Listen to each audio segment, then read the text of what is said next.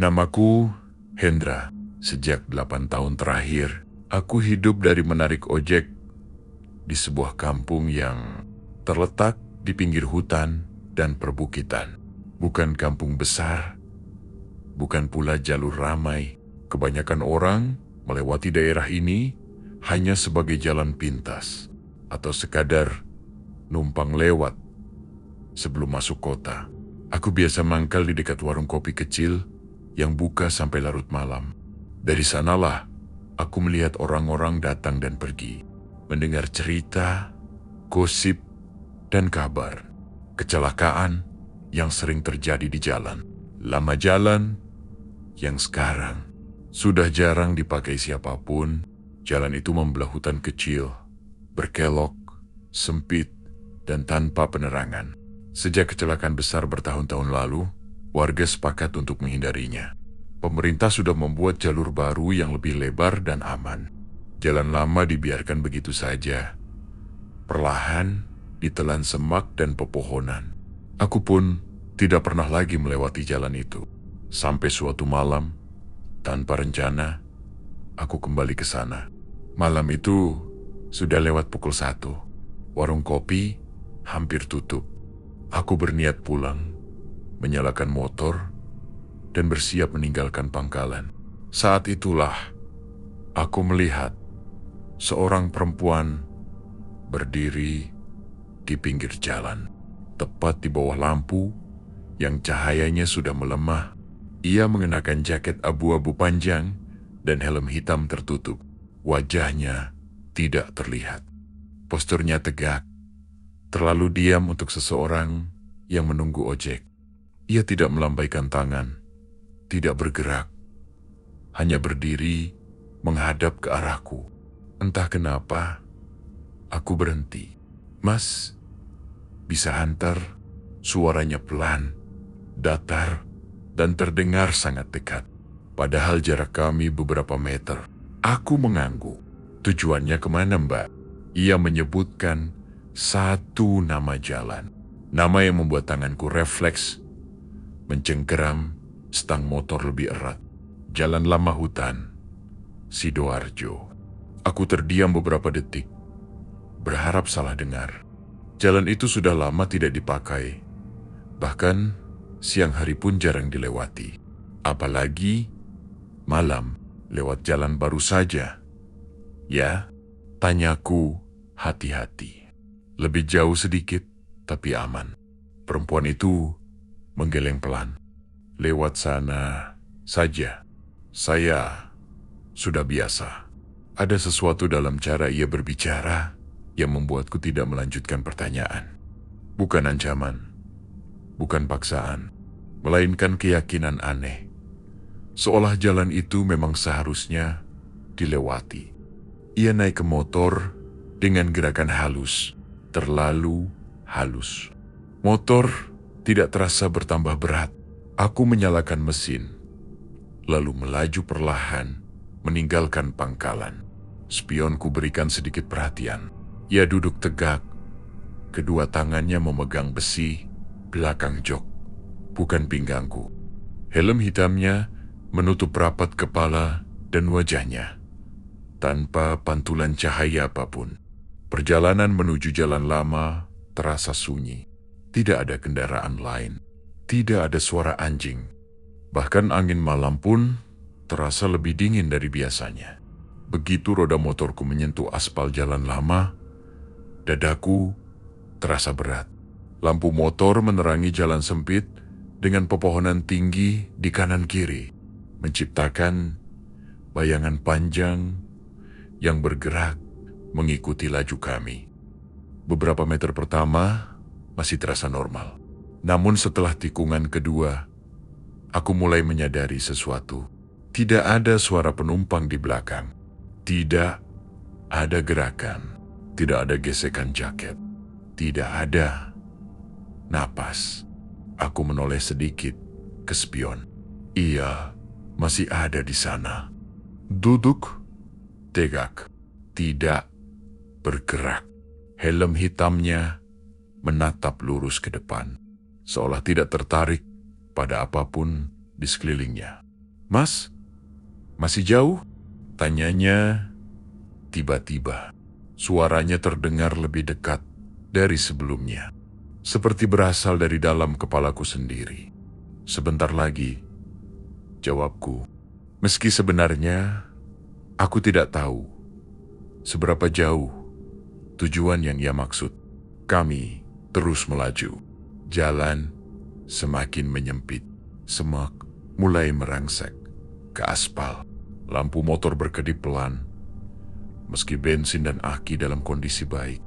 Di satu titik, aku melihat sesuatu di pinggir jalan.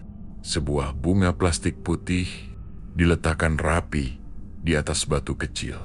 Aku ingat tempat itu. Di sanalah kecelakaan besar terjadi bertahun-tahun lalu. Motor dan mobil bertabrakan. Seorang perempuan meninggal di tempat. Tidak ada saksi yang benar-benar jelas bagaimana kejadiannya. Sejak malam itu, jalan ini mulai ditinggalkan. Tanganku mulai gemetar. "Mbak," aku mencoba bicara. Suaraku nyaris tenggelam oleh suara mesin.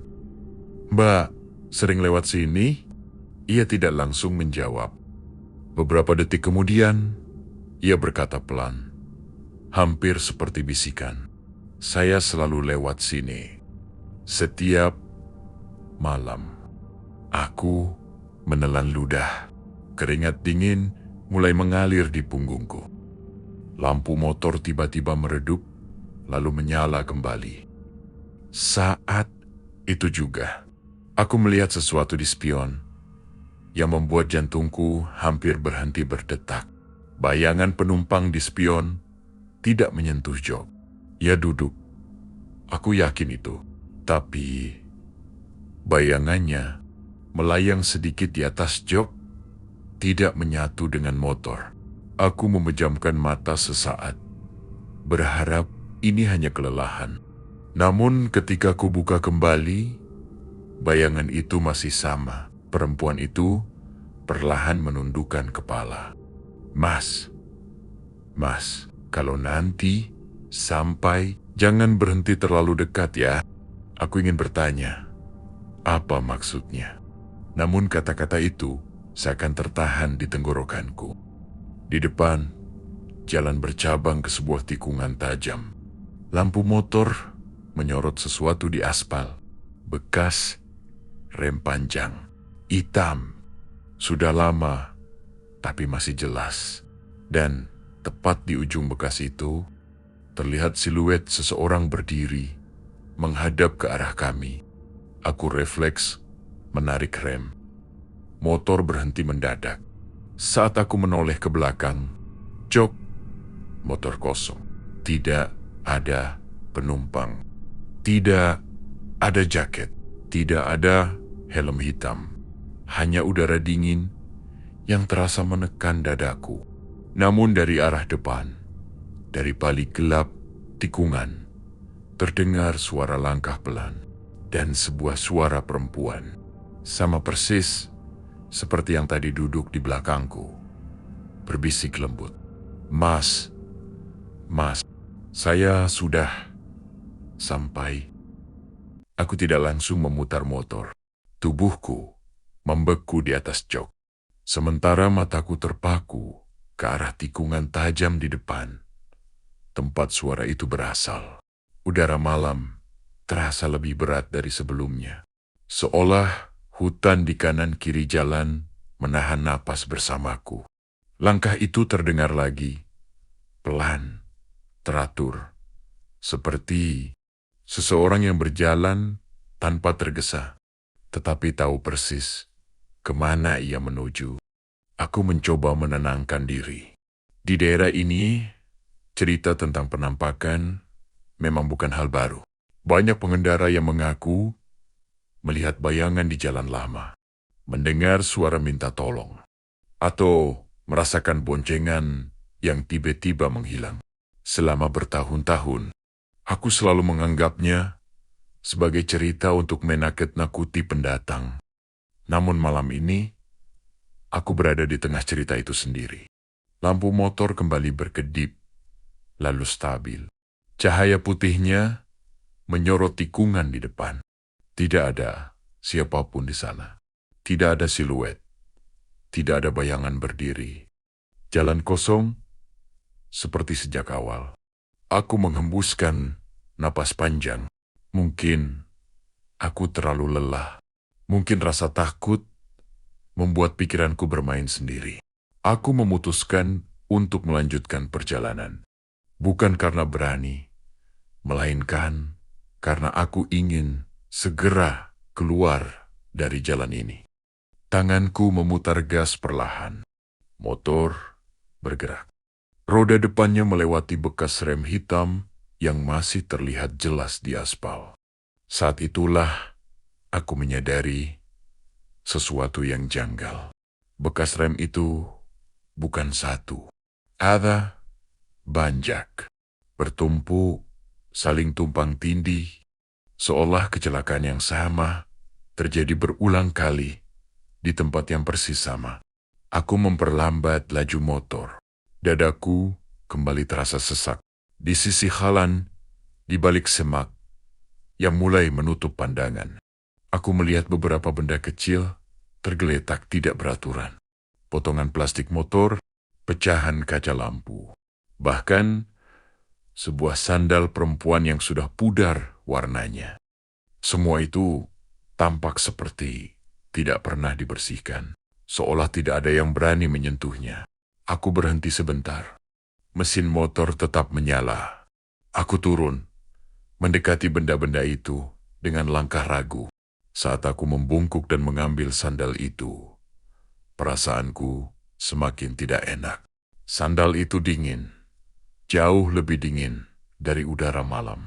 Dan anehnya, sandal itu masih utuh. Tidak lapuk, tidak hancur dimakan waktu. Aku menegakkan badan dan menoleh ke sekeliling. Hutan tampak diam, terlalu diam. Tidak ada suara serangga, tidak ada desau angin, tidak daunan. Ada yang di sini? Tanyaku. Suaraku terdengar asing di telingaku sendiri. Tidak ada jawaban. Aku kembali ke motor dan melanjutkan perjalanan. Jalan berkelok itu terasa lebih panjang dari seharusnya. Setiap tikungan seperti menuntunku ke pemandangan yang sama. Pohon besar di sisi kiri, batu retak di pinggir aspal, dan bunga plastik putih yang kembali muncul. Meski aku yakin tadi sudah melewatinya. Dadaku berdebar lebih cepat. Aku melihat spion. Untuk sesaat, aku melihat bayangan samar duduk di jok belakang. Bukan wujud jelas, hanya bentuk gelap tanpa detail wajah. Bayangan itu tidak bergerak, tidak menempel pada motorku, dan tidak memiliki pantulan cahaya. Aku ingin menoleh langsung ke belakang, tetapi tubuhku menolak bergerak. Naluri mengatakan bahwa menoleh sekarang adalah kesalahan. Mas, suara itu terdengar lagi, lebih jelas dari sebelumnya. Aku menelan ludah. Iya, Mbak, kita sudah lewat sini tadi. Bulu kuduku berdiri. Aku tahu. Itu. Aku sangat tahu. Aku mencoba memutar motor ke arah berlawanan. Stang motor terasa berat, seperti ditahan sesuatu. Butuh tenaga lebih untuk memaksanya berbelok. Saat akhirnya berhasil, aku memacu motor sedikit lebih kencang. Namun pemandangan di depanku tidak berubah. Tikungan yang sama. Pohon yang sama. Bunga plastik putih yang sama. Aku berhenti lagi. Kali ini dengan napas terengah. Jantungku berdetak keras, hampir menutupi suara mesin motor. Apa yang kamu mau? Tanyaku lirih, tanpa sadar berbicara kepada siapa. Bayangan di spion menjadi sedikit lebih jelas. Aku bisa melihat bentuk kepala, bahu, dan rambut panjang yang tergerai. Namun, wajahnya tetap kosong, seperti tertutup kabut. "Saya cuma mau pulang," jawabnya. Nada suaranya tidak memohon, tidak menangis, hanya lelah. "Ini jalan ke rumah saya," lanjutnya pelan. "Tapi setiap kali saya lewat, saya selalu berhenti di sini." Aku menggenggam setang motor lebih erat. "Kenapa?" Bayangan itu sedikit mencondongkan tubuh ke depan. Untuk pertama kalinya, aku merasakan dingin menyentuh punggungku. Seolah udara di belakangku menjadi lebih padat. "Karena saya tidak pernah sampai," katanya. "Dan kamu adalah orang terakhir yang berhenti." Aku menutup mata sesaat. Ketika ku buka kembali, bayangan itu menghilang. Spion hanya memantulkan jalan kosong di belakangku. Namun kali ini, aku tahu satu hal dengan pasti. Aku tidak tersesat secara fisik. Aku terjebak dalam satu potongan waktu yang sama. Berulang dan tidak pernah selesai. Dan selama aku belum membantu menyelesaikan apa yang terjadi di jalan ini, aku tidak akan diizinkan pergi. Di depan, samar-samar, aku melihat cahaya kecil. Bukan lampu jalan, melainkan cahaya redup seperti dari rumah tua yang ditinggalkan. Aku mengarahkan motor ke sana, meski perasaanku menolak. Karena entah kenapa, aku yakin di sanalah cerita ini benar-benar dimulai. Cahaya itu semakin jelas seiring motorku mendekat. Bukan lampu jalan, melainkan sinar kuning pucat yang keluar dari sebuah rumah tua di sisi kiri jalan. Bangunannya kecil, setengah tertutup semak dan pohon liar, seolah sudah lama ditinggalkan. Tetapi anehnya, masih memiliki penerangan. Aku menghentikan motor beberapa meter sebelum rumah itu. Mesin tetap menyala. Aku tidak berani mematikannya. Takut kehilangan satu-satunya suara yang menandakan bahwa aku masih berada di dunia nyata. Rumah itu berdiri miring, dengan dinding kayu yang mulai lapuk dan atap seng berkarat. Jendelanya tertutup tirai tipis yang warnanya sudah tidak jelas. Dari celah-celah papan, cahaya lampu di dalam rembes keluar, menciptakan bayangan panjang di tanah. Aku turun dari motor. Setiap langkah terasa berat, seperti ada sesuatu yang menahan kakiku. Ketika aku mendekat, aku mencium bau lembab yang bercampur dengan aroma tanah basah dan kayu tua. Bau rumah kosong yang terlalu lama ditinggalkan manusia. "Permisi, permisi," ucapku pelan, meski aku sendiri tidak yakin kepada siapa aku berbicara. Tidak ada jawaban. Aku berdiri di depan pintu kayu yang catnya sudah mengelupas. Pintu itu sedikit terbuka, cukup untuk memperlihatkan kegelapan di dalam. Dari celah itu, aku merasakan hawa dingin yang berbeda dari udara malam. Lebih pekat dan menusuk. Aku mendorong pintu perlahan. Pintu itu berderit panjang, seolah menolak dibuka setelah sekian lama tertutup. Di dalam, ruangan tampak berantakan. Namun bukan karena baru saja ditinggalkan. Barang-barang di sana tersusun rapi, terlalu rapi, seperti tidak pernah disentuh sejak terakhir kali diletakkan.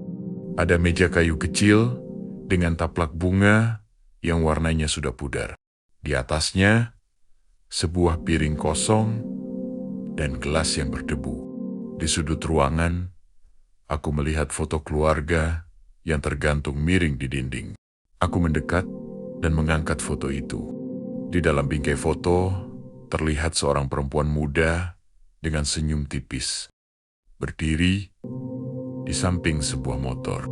Di belakangnya, Jalan hutan yang terasa familiar. Jalan lama. Perempuan itu mengenakan jaket abu-abu. Dadaku mengencang. Itu wajah penumpangku. Matanya dalam foto itu terlihat hidup. Tidak kosong seperti yang kulihat di spion. Di samping foto itu, ada tulisan kecil di bagian bawah bingkai. Rina, tahun 2016. Aku mengembalikan foto itu ke tempat semula dengan tangan gemetar. Pandanganku beralih ke dinding sebelah. Tempat beberapa kertas ditempel rapi menggunakan selotip yang sudah menguning. Aku mendekat dan membaca salah satunya.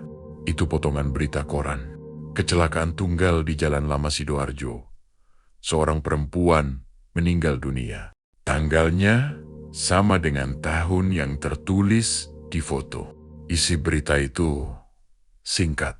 Terlalu singkat untuk sebuah peristiwa yang merenggut nyawa. Disebutkan bahwa seorang pengendara motor perempuan ditemukan meninggal di tempat setelah mengalami kecelakaan di Jalan Lama. Tidak ada saksi, tidak ada kendaraan lain yang terlibat, hanya satu korban. Namun ada satu kalimat yang membuat tengkuku terasa dingin. Korban diduga berusaha menghindari sesuatu di tengah jalan. Aku menelan ludah. Menghindari apa?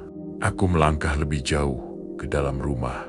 Di kamar belakang, aku melihat ranjang sederhana yang masih tertata rapi. Di atasnya tergeletak sebuah helm hitam, sama persis dengan helm yang dikenakan penumpangku malam ini. Aku mengangkat helm itu perlahan. Helm itu terasa ringan, terlalu ringan, seperti kosong. Di bagian dalamnya, aku melihat bekas retakan kecil di sisi kanan. Hampir tidak terlihat jika tidak diperhatikan dengan saksama. Saat itu juga, aku mendengar suara langkah di belakangku. Aku menoleh perlahan. Perempuan itu berdiri di ambang pintu kamar. Tidak lagi mengenakan helm. Rambutnya tergerai panjang, menutupi sebagian wajahnya. Wajahnya kini terlihat jelas, pucat, dengan mata yang dalam dan lelah. Ia menatapku tanpa ekspresi. "Ini rumah saya," katanya pelan. "Saya selalu kembali ke sini. Aku ingin bertanya banyak hal, tetapi hanya satu kalimat yang berhasil keluar dari mulutku. Kamu meninggal di jalan itu?" Ia mengangguk pelan. "Tapi saya tidak pernah sampai ke rumah," lanjutnya. "Setiap kali saya pulang, saya selalu berhenti di jalan itu. Selalu." Aku merasakan tenggorokanku mengering. "Apa yang kamu hindari malam itu?" tanjaku. Perempuan itu terdiam. Matanya bergerak ke arah jendela keluar rumah, ke arah jalan lama yang gelap.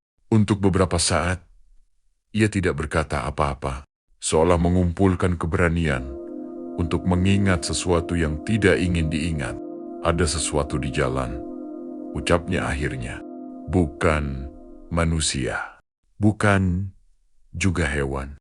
Lampu di dalam rumah berkedip pelan. Suasana menjadi lebih dingin. Aku bisa merasakan bulu kuduku berdiri tanpa kendali. Sejak malam itu, lanjutnya dengan suara hampir tak terdengar.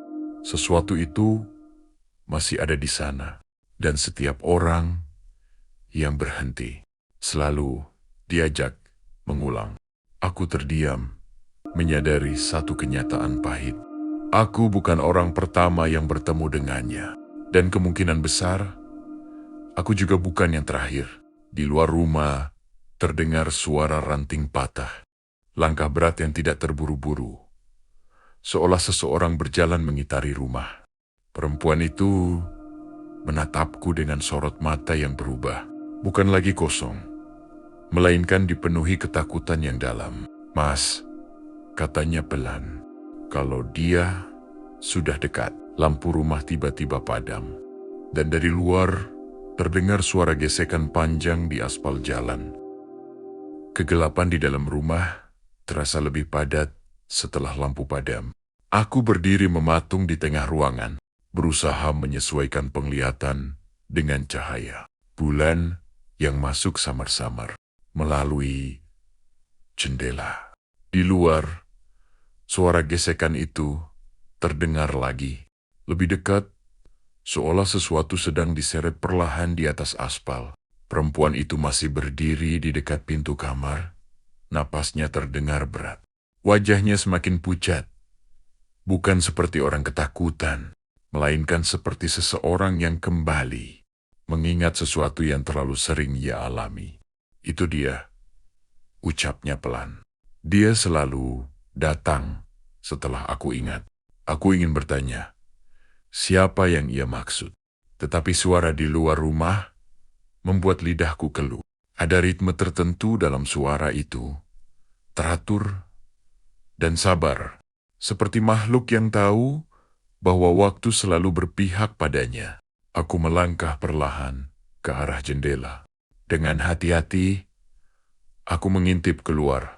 Jalan lama terlihat lengang, diselimuti kabut tipis yang entah sejak kapan turun. Namun di balik kabut itu, aku melihat bayangan gelap bergerak. Tidak jelas bentuknya, tetapi terlalu besar untuk disebut manusia. Bayangan itu berhenti tepat di depan rumah. Aku menarik napas dalam, berusaha menenangkan diri. Apa sebenarnya yang ada di jalan itu? Tanyaku tanpa menoleh. Perempuan itu tidak langsung menjawab. Aku bisa merasakan kehadirannya di belakangku, berdiri lebih dekat dari sebelumnya. Udara di sekitarku terasa dingin, seolah suhu ruangan turun beberapa derajat. Malam itu, katanya akhirnya, aku pulang lebih cepat dari biasanya.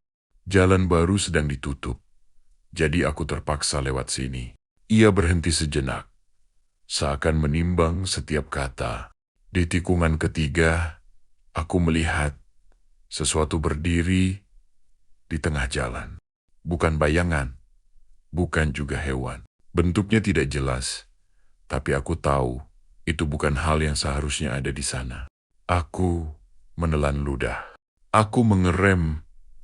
Mendadak, motorku oleng. Aku jatuh. Lanjutnya dengan nada datar, seperti sedang menceritakan peristiwa yang sudah ia ulang ratusan kali.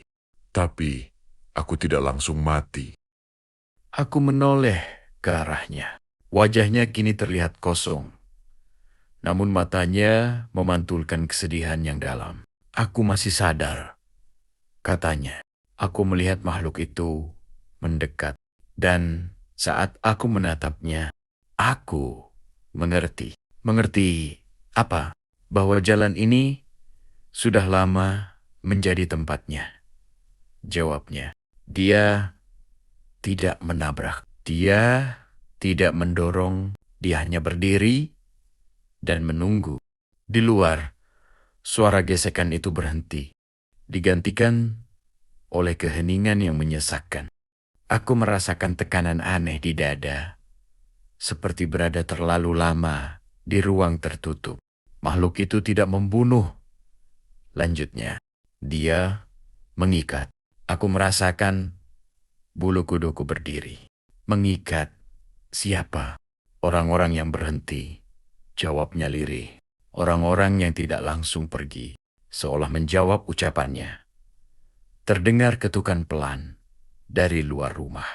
Bukan ketukan pintu, melainkan sesuatu yang mengetuk dinding kayu dengan benda keras. Perlahan dan teratur. Tok, tok, tok. Aku melangkah mundur. Perempuan itu berdiri di sampingku. Tatapannya tertuju ke arah pintu depan. Setiap orang yang berhenti di jalan ini, katanya, akan melihat sesuatu yang membuat mereka ragu untuk pergi. Dan saat mereka ragu, jalan ini akan menutup. Ketukan itu berpindah ke pintu. Kayu tua bergetar. Setiap kali suara itu terdengar. Tok, tok, tok. Aku merasakan lututku melemas. Kalau begitu, kenapa aku masih bisa bergerak? Perempuan itu menatapku. Dan untuk pertama kalinya sejak aku mengenalnya, ia menunjukkan ekspresi yang mendekati harapan. Karena kamu belum mematikan mesin motormu, jawabnya. Dan karena kamu masih mau mendengarkan. Di luar, suara napas berat terdengar jelas. Seolah makhluk itu berdiri tepat di balik pintu. Bayangannya terlihat samar melalui celah kayu, memanjang dan tidak wajar. Ada satu cara untuk keluar dari jalan ini, lanjutnya. Tapi aku tidak bisa melakukannya sendiri.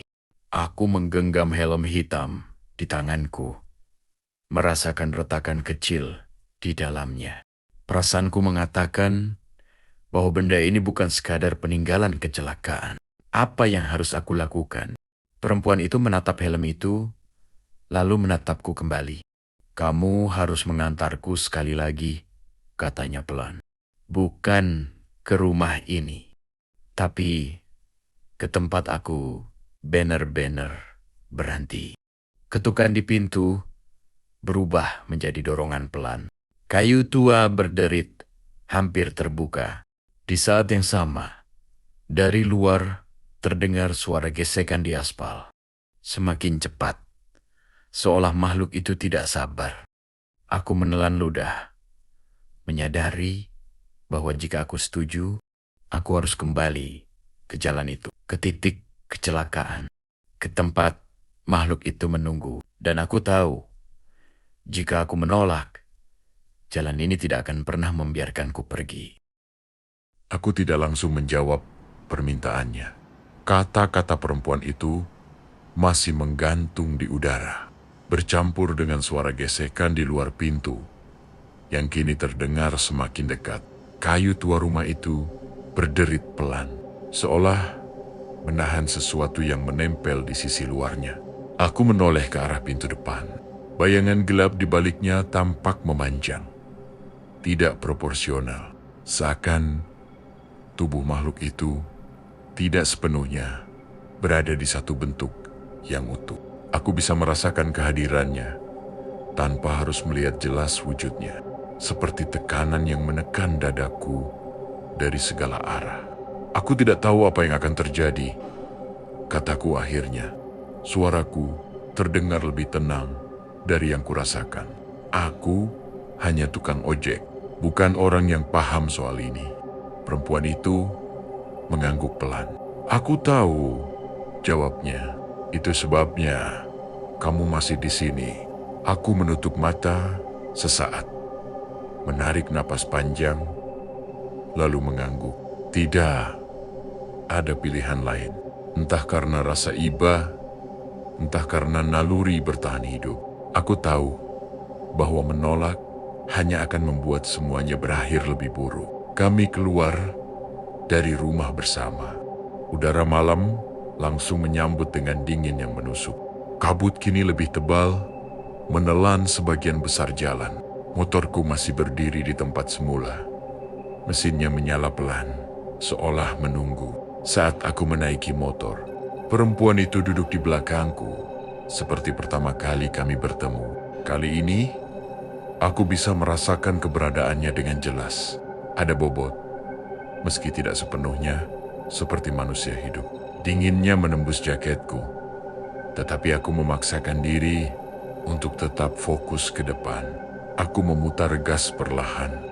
Motor melaju menyusuri jalan lama yang kini terasa semakin sempit. Pepohonan di kanan kiri tampak lebih rapat. Cabang-cabangnya menjulur ke atas jalan, membentuk lorong gelap yang menelan cahaya lampu motor. Apa yang harus kulakukan saat sampai di sana? Tanyaku, memecah keheningan. Jangan berhenti mendadak, jawabnya, dan jangan mematikan mesin. Aku mengangguk, meski ia tidak bisa melihatnya. Perjalanan ini terasa berbeda dari sebelumnya. Tidak ada lagi perasaan tersesat atau berulang. Jalanan terbentang lurus, seolah memberiku akses menuju satu tujuan yang selama ini tertutup. Namun di balik itu, aku merasakan sesuatu mengikuti kami Dari kejauhan, aku melihat spion. Di belakang kami, di antara kabut dan pepohonan, terlihat bayangan gelap bergerak perlahan. Ia tidak berlari, tidak mengejar dengan tergesa. Ia hanya berjalan, yakin bahwa kami tidak bisa benar-benar pergi. Perempuan di belakangku menghela napas pelan. Dia selalu begitu, katanya, tidak pernah terburu-buru. Kami mendekati tikungan tempat bekas rem hitam membentang panjang di aspal. Aku memperlambat laju motor, mengingat pesannya. Lampu motor menyinari jalan dengan jelas, memperlihatkan garis-garis kecelakaan yang tak pernah hilang. Di sini, katanya, disinilah aku jatuh. Aku berhenti perlahan, cukup jauh dari titik bekas rem. Mesin motor tetap menyala, bergetar pelan di antara kedua kakiku. Udara di sekitar kami berubah. Kabut berputar, seolah ada arus yang menariknya ke satu titik. Aku merasakan tekanan di telingaku, seperti saat berada di tempat tinggi. Dari balik kabut, makhluk itu muncul. Bentuknya masih sulit dijelaskan. Tingginya melebihi manusia. Tubuhnya kurus dan memanjang, dengan bagian-bagian yang tampak tidak lengkap. Wajahnya tidak jelas, seperti tertutup bayangan. Tetapi aku bisa merasakan tatapannya tertuju langsung ke arah kami. Perempuan di belakangku menegang. Tangannya mencengkram jaketku, bukan untuk menahan diri, melainkan seolah mencari keberanian. "Mas," katanya pelan, "kalau nanti aku turun." Ia berhenti sejenak. Jangan menoleh ke belakang. Makhluk itu berhenti beberapa meter dari kami. Kabut di sekitarnya bergerak mengikuti napasnya, naik turun dengan ritme lambat. Aku bisa mendengar suara gesekan samar berasal dari bagian tubuhnya yang menyentuh aspal. Dia tidak bisa mengambilku kalau aku tidak berhenti sendirian. Lanjut, perempuan itu, tapi dia bisa menahanku di sini selamanya. Aku menggenggam stang motor erat-erat, berusaha menahan getaran di tanganku. "Lalu, apa yang harus kamu lakukan?"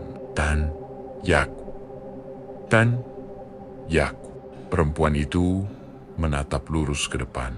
Aku harus menyelesaikan perjalananku. Ia melepaskan pegangan tangannya dan perlahan turun dari motor. Aku menahan diri untuk tidak menoleh, menatap lurus ke depan seperti yang ia minta. Aku mendengar langkahnya menjauh, mendekati bekas rem hitam itu. Kabut bergerak, seolah memberi jalan. Makhluk itu mengeluarkan suara rendah, hampir seperti dengusan, tetapi tidak bergerak mendekat. Ia menunggu. Di dadaku, perasaan tidak enak semakin kuat. Aku tahu, apapun yang akan terjadi setelah ini tidak akan sederhana. Dan untuk pertama kalinya, sejak malam ini dimulai, aku bertanya-tanya, apakah aku benar-benar akan keluar dari jalan ini sebagai orang yang sama. Aku tetap menatap lurus ke depan, menahan diri untuk tidak menoleh ke belakang. Meski setiap naluriku berteriak ingin memastikan apa yang terjadi di belakangku. Mesin motor masih menyala. Getarannya terasa seperti satu-satunya pengingat bahwa aku masih hidup dan belum sepenuhnya terhisap oleh apapun yang menguasai jalan ini. Udara di sekeliling kami semakin berat. Kabut yang semula bergerak perlahan kini seakan berkumpul di satu titik, tepat di sekitar bekas rem hitam yang membentang di aspal. Aku bisa mendengar napas perempuan itu, teratur namun berat, seolah setiap tarikan napas memerlukan usaha yang besar. Makhluk itu mengeluarkan suara rendah, bukan teriakan, bukan pula raungan, melainkan getaran dalam yang terasa di tulang, bukan di telinga. Aku merasakan getaran itu menjalar dari aspal ke ban motor, naik ke kakiku, lalu berhenti di dada. Aku sudah kembali. Suara perempuan itu terdengar. Kini tidak lagi tepat di belakangku, melainkan di depan, lebih dekat ke pusat kabut. Aku berdiri di tempat aku jatuh. Makhluk itu bergerak. Aku tidak melihatnya, tetapi aku tahu ia mendekat. Suara gesekan di aspal kini terdengar jelas, ritmis, seperti sesuatu yang diseret dengan sengaja. Dia mendengarkanmu, bisik, tanpa sadar, berbicara lebih kepada diriku sendiri. Perempuan itu tidak menjawab. Sebagai gantinya, aku mendengar sesuatu yang membuat tengkukku terasa dingin. Suara langkah lain, lebih ringan, lebih cepat, dan terdengar seperti langkah kaki manusia. Langkah itu berhenti tepat di samping perempuan itu. Siapa lagi di sana? Tanyaku.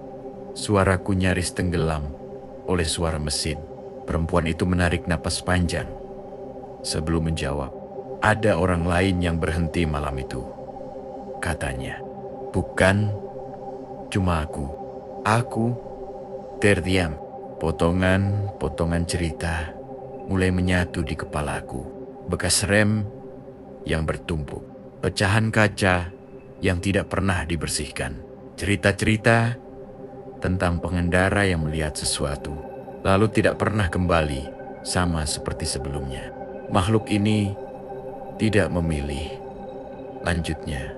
Dia hanya menunggu siapapun yang berhenti karena ragu, karena takut, atau karena rasa ingin tahu akan terikat.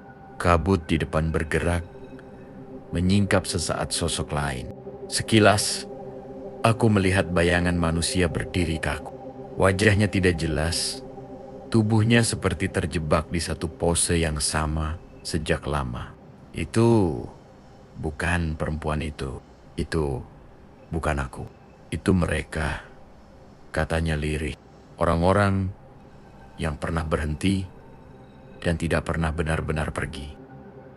Makhluk itu berhenti tepat di hadapan mereka. Aku bisa merasakan kehadirannya kini jauh lebih dekat. Seolah jarak antara kami hanya beberapa langkah. Udara menjadi dingin hingga napasku terlihat samar. Apa yang dia inginkan? Tanyaku. Meski aku mulai menebak jawabannya. Jawaban, kata perempuan itu. Dia muncul dari kecelakaan pertama di jalan ini. Bertahun-tahun sebelum aku. Tidak ada yang tahu siapa yang meninggal pertama kali. Tidak ada yang peduli.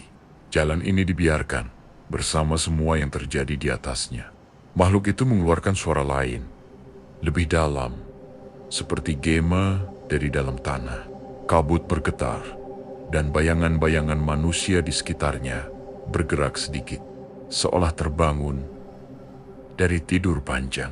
Aku tidak bisa pergi, lanjut perempuan itu. Bukan sebelum aku mengakui satu hal. Aku merasakan jantungku berdetak lebih cepat. Malam itu, katanya, suaranya kini bergetar. Aku melihat makhluk itu lebih awal. Aku masih punya waktu untuk berhenti pelan, untuk berbalik arah. Ia terdiam sejenak, tapi aku tidak melakukannya. Aku menelan ludah. Aku mempercepat laju motor. Lanjutnya, aku ingin cepat keluar dari jalan itu. Aku pikir, kalau aku tidak berhenti, aku akan selamat. Kabut di sekeliling kami bergerak lebih liar, seolah bereaksi terhadap pengakuannya. Jadi, kamu memilih melaju, kataku pelan. Aku memilih mengabaikan, jawabnya, dan itulah yang mengikatku di sini. Makhluk itu bergerak sedikit lebih dekat. Aku bisa mendengar sesuatu seperti tarikan napas panjang, bukan napas makhluk hidup, melainkan suara tanah yang bergeser. Perempuan itu mengangkat suaranya, berbicara bukan kepadaku, melainkan kepada jalan itu sendiri. Aku mengaku katanya. Aku tahu ada bahaya, dan aku memilih tidak berhenti. Aku memilih pergi, tanpa peduli. Untuk sesaat, semuanya terdiam. Tidak ada suara, gesekan. Tidak ada getaran. Bahkan mesin motorku terasa seperti kehilangan suaranya, meski masih menyala. Lalu, perlahan, makhluk itu mundur satu langkah. Kabut mulai menipis. Bayangan-bayangan manusia di sekitarnya memudar, seolah ditarik kembali ke dalam tanah. Perempuan itu menoleh ke arahku. Untuk pertama kalinya, aku mendengar kelegaan dalam suaranya.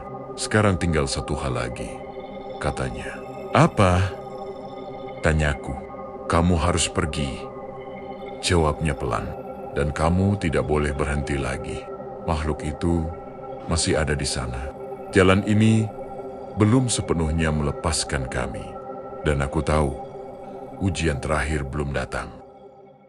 Aku tetap duduk di atas motor. Mesin masih menyala, dengan suara yang kini terdengar lebih rapuh dari sebelumnya. Seolah ikut menunggu keputusan yang belum sepenuhnya dibuat.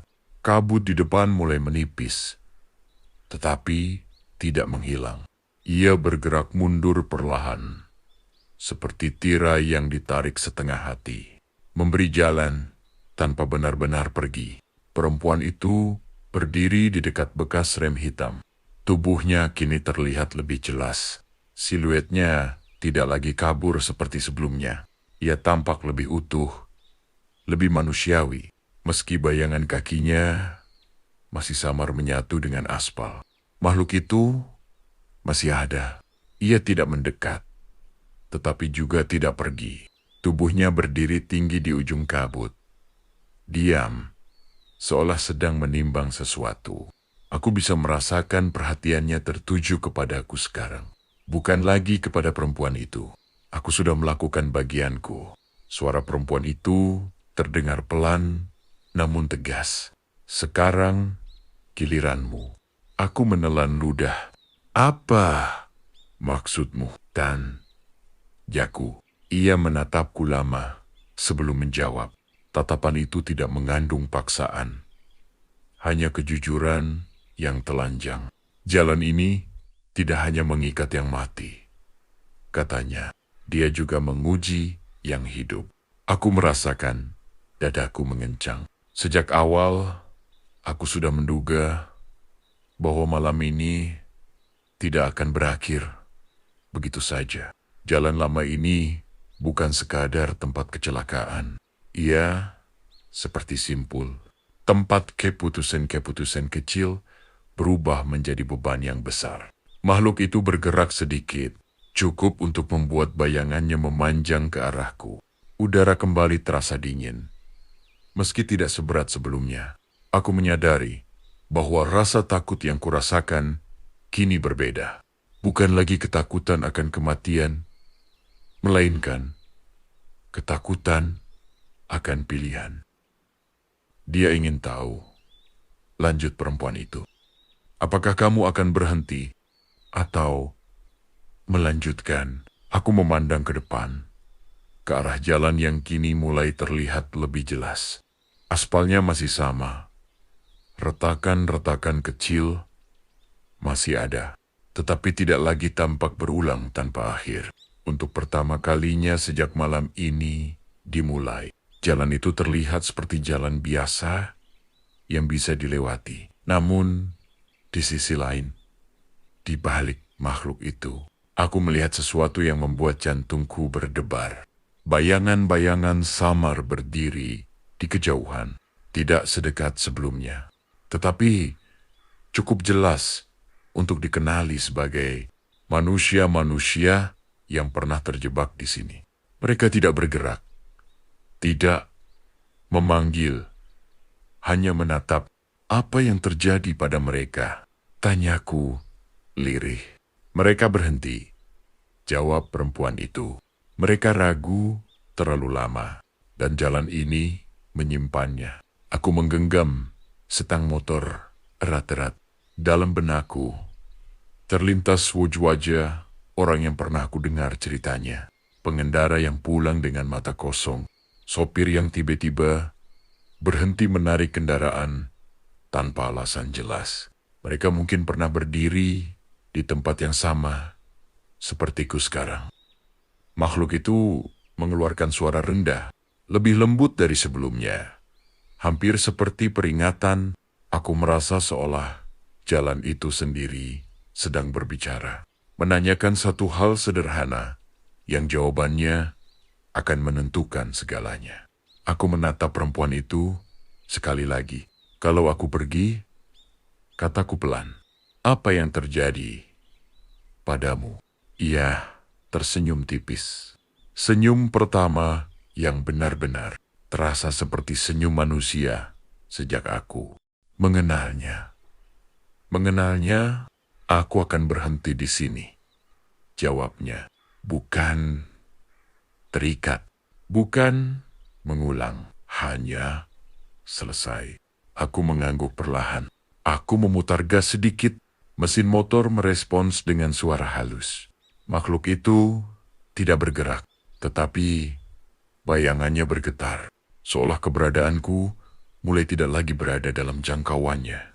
Perempuan itu melangkah mundur, menjauh dari jalan, berdiri di sisi aspal. Tubuhnya mulai memudar perlahan, bukan menghilang tiba-tiba, melainkan seperti gambar yang perlahan kehilangan warna. Mas, katanya. Suaranya kini terdengar ringan. Terima kasih karena tidak berhenti terlalu lama. Aku tidak menjawab. Aku takut jika aku berbicara, aku akan ragu lagi. Aku memacu motor ke depan, melewati bekas rem hitam itu tanpa mengerem. Saat aku melewati makhluk itu, aku merasakan dingin singkat menyapu tubuhku, seperti angin malam yang lewat terlalu dekat. Lalu, semuanya terasa normal. Suara serangga kembali terdengar. Angin menyentuh dedaunan. Kabut tertinggal di belakang. Tidak lagi mengikuti. Aku melihat spion. Jalan di belakangku kosong. Tidak ada perempuan. Tidak ada makhluk. Tidak ada bayangan yang berdiri diam. Hanya jalan lama yang gelap, sunyi, dan akhirnya terasa seperti jalan yang bisa ditinggalkan. Namun jauh di dalam dadaku, aku tahu satu hal.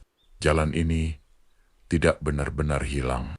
Ia hanya memilih untuk melepaskanku. Dan mulai malam itu, setiap kali aku menarik ojek lewat tengah malam, aku selalu memastikan satu hal.